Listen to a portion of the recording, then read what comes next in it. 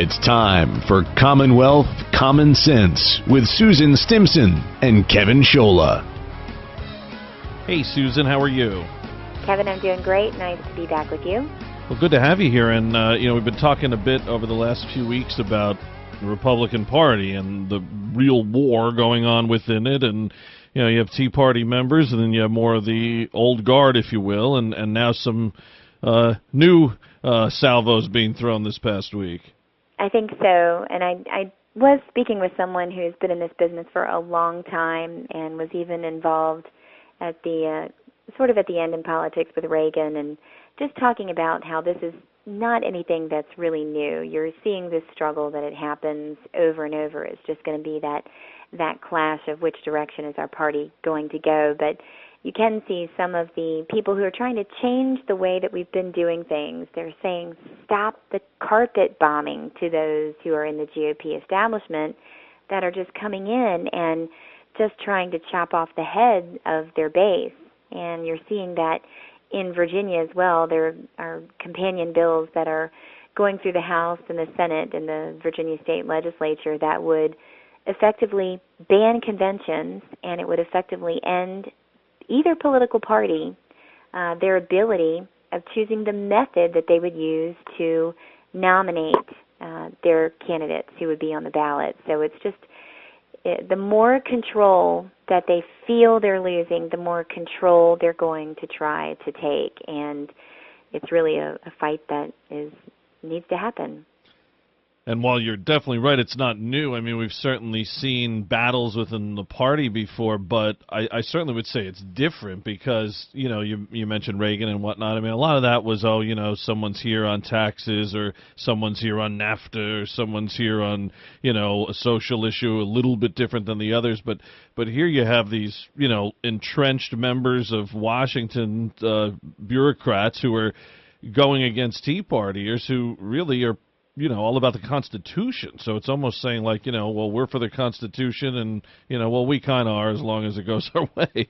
Well, I would agree, and it's so much more, how do you define what the Tea Party is? I mean, they're using it more as a weapon by calling different people that, but I would say that this is just reaching such deeper levels within the base of the Republican Party, watching their leaders do the opposite of what our creed says and the opposite of what they campaign on. And so it really is also an information age now, and where the establishment used to be able to really control the message, with the coming of the social media and the information age, the information's getting out there and they can't control it as much as they want, and the people are pushing back. Look at how much Ted Cruz has been able to do even with this friction. I mean, imagine if the party would get around him and say, hey, we got a star here and someone that could be very powerful. I mean, they struck out so many times with these moderate candidates that they keep rolling out and recycling. And here, instead, they leave these guys to fend for themselves, still doing a good job. But, I mean, they're really missing the boat in so many ways.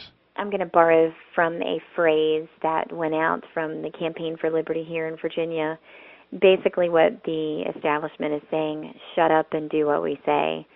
And that's not what this whole democratic experience has been about here in America. It's all about each of us having a voice, and each of us, we are the government. This is our government, and we are the government, and we have every right to be in this fight because we have principles that we care about and that we think are really fundamental to the success of our country.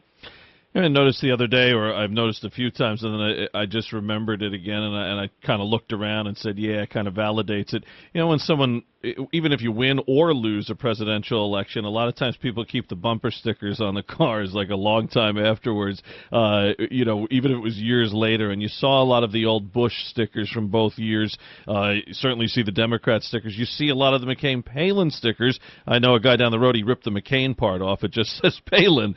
But it's funny, we just had an election last year. I never see Romney-Ryan stickers anywhere. And I think that it's just, an eye test there that shows you, they voted against Obama, but nobody's really passionate against a moderate ticket like that. And, I think if you had a Ted Cruz or someone along those lines, you'd see that passion again, and those stickers would still be up.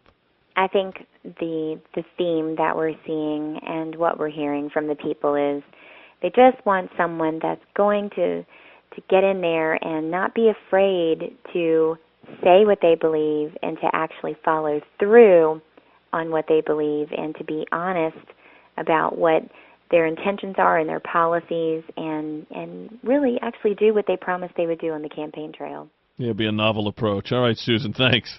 Thanks, Kevin.